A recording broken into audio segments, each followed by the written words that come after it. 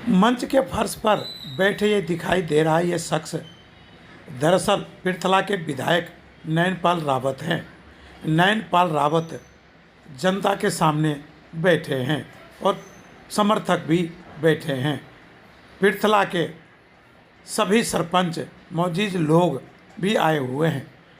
नयनपाल रावत का बीजेपी से टिकट न मिलना जनता में काफ़ी रोष है। दरअसल नयनपाल रावत बीजेपी से जुड़े हुए हैं। पिछली बार टिकट न मिलने से नाराज जनता ने नयनपाल को विधायक बना दिया और इस बार उम्मीद थी कि बीजेपी टिकट देगी, लेकिन नहीं दिया। इससे जनता नाराज है और बेबाक बोलने वाले आप सबको नमस्कार करता हूँ। सरदार, मेरे पास वो शब्द नहीं है जिन शब्दों से मैं आपका इस पृथला परिवार का किसी भी तरह से धन्यवाद कर सकूं। सरदारों, मैं तो कॉलेज में पढ़ने वाला छोटे से किसान का बेटा, जहां से मुझे लोगों ने प्रेसिडेंट बनाकर इस राजनीति के दलदल में झकेल दिया। मुझे नहीं पता थी कि राजनीति ये इतनी गंदी भी होती है। इसमें बाप बेटा की भेंट भी लेता है, इसमें लोगों के लिए काम करने वालों की कोई कीमत नहीं होती, जनता के लिए कोई काम करने की कीमत नहीं होती, पार्टी के लिए काम करने की कोई कीमत नहीं होती। मुझे अगर पता होता तो मैं इस दलदल में ना घुसता, लेकिन जब आप जैसे साथियों ने मेरे कंधा से कंधा मिलाकर मेरा साथ दिया और बुरे वक्त में भी जब इन गद्दारों ने मेरी टिकट को पिछली बार बेचा तो तब भी आप लोगों ने मुझे आकर संभाल लिया और इनके मुंह पे तमाचा मारकर मुझे हेलीकॉप्टर में बैठाकर चंडीगढ़ पहुंचा दिया। ये साथ ये नहीं जानते कि नयनपाल रावत है, ये लोगों की सेवा करना जानता है, लोगों को भगवान मानता है। बहनों की शादी हो, विधवाओं की बात हो, हॉस्पिटल की बात हो या कोई खेल या मंदिर की बात हो, और बिना सरदारों को किसी की नौकरी ना लगी तो उसको मैंने दफ्तर बिठा लिया, भैया तेरे 15-20 हजार का महीना मैं देते रहूंगा, अपने घरों को संभालो। इनको ये पची नहीं, इनको ये लगता है कि अगर नयनपाल को फूल की टिकट दे दी, ये दोबारा विधायक बना दिया, ये एक बार में इतना पॉपुलर हो गया पूरे हरियाणा में, तो फरीदाबाद से तुम्हारा दोबारा बनते ही सूखड़ा साफ कर देगा। ये इस बात को ध्यान रखें, इनका काम ये है। सरदारों, कभी ऐसा होता है कि एक व्यक्ति जो 3 दिन पहले, 3 महीने पहले इसी भारतीय जनता पार्टी के प्रत्याशी को, और वाकई भाई उसने कहा तो ठीक, पर उसकी तो ठीक में भी पहन गई। उसने कहा इस करप्शन पार का, इस भ्रष्टाचार के जनक का मैं साथ नहीं दूंगा। हमेशा भाजपा के खिलाफ खड़ा रहा ये प्रत्याशी, और इस प्रत्याशी ने केवल आपके डर से, मेरे डर से ऐसे व्यक्ति को दोबारा टिकट दे दिया जो गद्दार भी है और भ्रष्टाचार में लिप्त खुद भी है। और इतना मैं एक बात बता रहा हूं आपको, ये पैसे की दीवार से आई नहीं होती, दोबारा से 2-3 घरों को तो पहले खा गया ये व्यक्ति।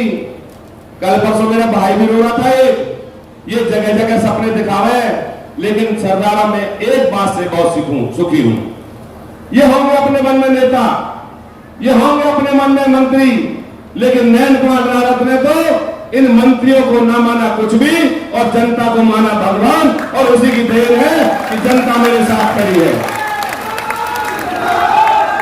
मेरे पास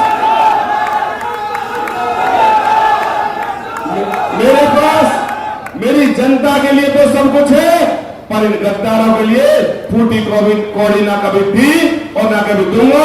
अगर कमाऊंगा सरकार से, व्यापार से, तो अपनी जनता में लगाऊंगा, इन भेड़िया में ना दूंगा।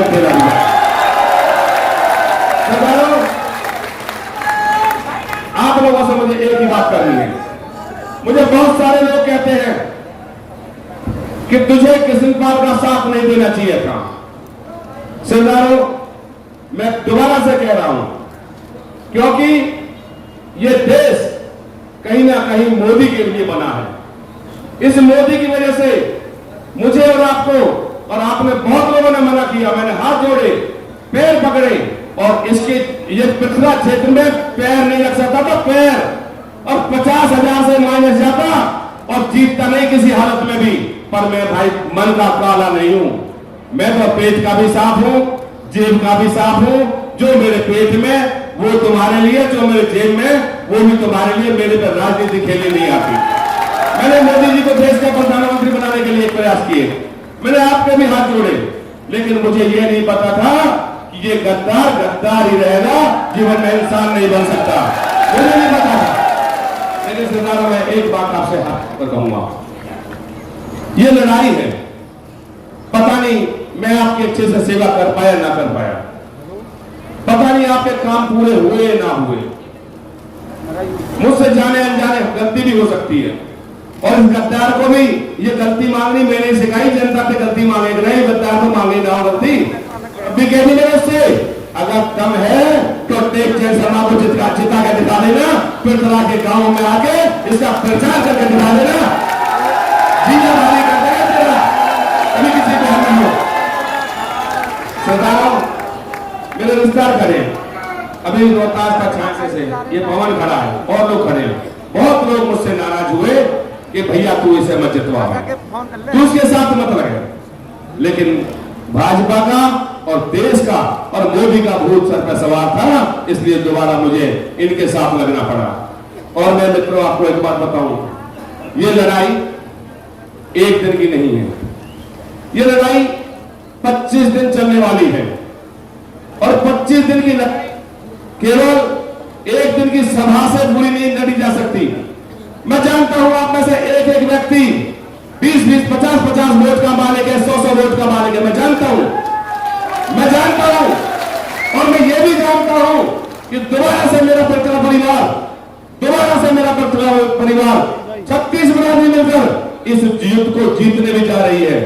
लेकिन मित्रों, युद्ध में कभी भी एक दिन की भी, एक मिनट की भी, एक घंटा की भी कमजोरी हमें खराब कर देती है, युद्ध हरा देती है। इसलिए ये 25 दिन देखिए, 5 साल सरदारों, सारे घर के दरवाजे फरीदाबाद से लेके, चनावली से लेके और पंचकुला तक 24 घंटे मैंने सरदारी के लिए खोले रखे हैं। 24 घंटे, चाहे आप लोग कोई हतीम से भी आया, कहीं से भी आया, पवन से भी आया, वो लोग भी वहां करके उन्होंने आपके भाई के पास अपना जो उनका सत्कार है वो पाया, सबकी सेवा की। लेकिन मैं फिर कह रहा हूं, कोई कमी भी रहेगी हो तो मैं फिर खड़ा हूं, उस कमी को दोबारा से दूर करूंगा। मैं एक बात आपको जरूर बता देता हूं, अब की बात तो मैं केवल आप लोगों से पूछ के गया था इनको समर्थन दे रहे हैं, अब की बात तो मैं आपसे गया था समर्थन दे रहे, और मैंने समर्थन दिया भी, अपने लोगों के काम भी किए, इनसे कुछ कमाया भी, सरकारी काम भी करवाए, डेवलपमेंट कराई, वो आपको दिए, जनता में बराबर बांट दिए। लेकिन अब की बार आप जिताओगे तो इन गद्दारों को कहने से इतनी आसानी से मैं भाजपा को समर्थन देने वाला नहीं हूं। ये जैसे आप लोग आज फैसला ले रहे हो, जो फैसला आज आप कर रहे हो, आपके ही बीच में कितने बड़े से बड़ा नेता हो, कितने से बड़ा इनका पदाधिकारी हो, कोई भी इनका नेता आपके भाई को यहां से बहला के फुसला के ले जाएगा, यही पंचायत में आएगा, आपसे वचन भरेगा कि हम चाहे कोई की सरकार बने। और एक बात सुन लो मित्रों, परमात्मा कभी कभी अच्छे के लिए करता है, सरकार किसी की पूरी आने वाली नहीं है। हो सकता है इस परिवार को कुछ और ही मिलने वाला हो। जिस दिन आप बनकर जाओगे, मैं दावे के साथ कहता हूं, मैंने पिछली बार कहा था, जिस प्रकार से इन्होंने टिकटें बांटी है, इनकी 35 सीट नहीं आएंगी, 35 सीट भारतीय जनता पार्टी की, ये कहा था मैंने मंच से भी और मीडिया के माध्यम से भी। और मैं दोबारा से कहता हूं, जिस प्रकार की टिकटें इन्होंने बांटी है, जिस प्रकार की कांग्रेस पर प्रेशर है, किसी हाल में भी कोई सा भी सरकार न बना पाएगा। सरकार बनाएगा तो फिर की 36 बिरादरी की वजह से सरकार बनेगी, सरकार के हमारे काम होगी, मैं दावे के साथ कहता हूं। इसलिए सरदारों, मेरी हाथ जोड़कर विनती है, ये केवल 1 घंटा 2 घंटे का विषय नहीं है, ये 25 दिन का विषय है। जब जब हम चुनाव में जाएंगे, रूट बनाएंगे, तो हम सबको अपने अपने नुक्कड़ों पे, एक पार्टी हो सकती है गांव में, 2 पार्टी हो सकती है। पहली बात तो मैंने पार्टीबाजी की ही नहीं है। अगर किसी काम में 2 पार्टी थी तो आज दोनों एक चूल्हे पे बिठा के मैं रखता हूं। सबके फैसले कराए हैं। अगर फैसले में कोई खर्चा भी लगा है तो आपके बेटा ने बीच में दिया है ताकि आपस में इनका विरोध न बने। मैंने जातिवाद नहीं किया, मैंने क्षेत्रवाद नहीं किया। कोई भी आके कह दे, और बड़े बड़े ठोंडा आते थे, उनके द्वारा मिला जाता था। कभी कोई गरीब व्यक्ति सीधा आके विधायक से नहीं मिलता था। आप हाथ उठा के बता दो, क्या मैंने कभी किसी व्यक्ति से भेदभाव किया है छत्तीस बिरादरी में? दोनों हाथ उठा के मुझे बता दो, क्या मैंने कभी भेदभाव की राजनीति की है? भाई तुम्हारे साथ किया क्या? बीच में बैठे हो, भेदभाव किया क्या? हाँ, कहीं हो गया हो बीच में, आगे पीछे भैया। तो इसलिए मेरी हाथ जोड़कर विनती है, आज आपको यहां से ये न्याय और अन्याय के युद्ध में आपको शपथ लेकर के जाना है, क्योंकि जैसे बहन शशि ने कहा था, मुट्ठी भी हिलेगी और चुनाव भी हार जाएंगे। लेकिन बहन जी, मैंने 3 चुनाव केवल हारने के लिए लड़े। ये मेरी प्रैक्टिस देख रहे कि कैसा रहे वो। अब तो मैं ना घिस घिस के मैं भी इन्होंने सारे ग्राम बना दिया हूं, तो अब हारने की कहीं गुंजाइश नहीं है। मैं आपको ईमानदार से बता रहा हूं।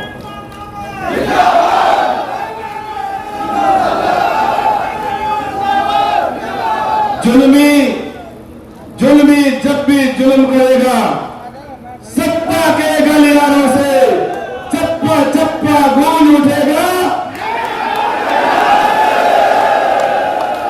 जुल्मी जब भी जुल्म करेगा, सत्ता के गलियारों से, और भाई चप्पा चप्पा गूंज उठेगा छत्तीस बिरादरी के नारे से। इसलिए मित्रों, आज ये शपथ लेके जानी है, थैंक यू दादा, शपथ लेके जानी है कि हर हालत में हमें ये युद्ध जीतना है, दोबारा चंडीगढ़ पहुंचना है। और दावे से कहता हूं, जो पैसे की पोटली लेके सो रहेगा उनकी किसी हाल में भी, और उन्हें तो जिन्होंने बड़े बड़े ने टिकट बांटी, नींद आएगी कि एक सीट तो त्यारी पृथ्वी में कम हो गई। और सरदारों, अभी तो हमारे सरदार जी आ रहे हैं, वहां पर पंचायत जो भी दूर पड़े भाई, ये यहां से ना लीड की दिक्कत आ रही है, थोड़ा सा ये छोड़ना। तो ये पहला ऐसा आपका बेटा और आपका सेवक है। कभी किसी व्यक्ति ने बिगर साधन दिए, बस दिए, अगर एसी बस भी दे देना तो तब भी इतनी जनता ना जोड़ सके। ये इतनी ताकत ना जनता जोड़ने की, इनपे जनता ना कि टिकट है बस, वह टिकट लेके घूमे। अब टिकट पे पहले जमानत जब्त करा ली, और छत्तीस बिरादरी की कृपा से दोबारा जमानत जब्त होगी, और बचे कोई ना, सबकी होगी। जीत आपकी तय है, निश्चित है। इसलिए दोबारा से हाथ जोड़कर कहता हूं, मैं आज पता है क्यों, मैं अगर ड्रामा तो आज भी मेरी उसी प्रकार टिकट कटी है।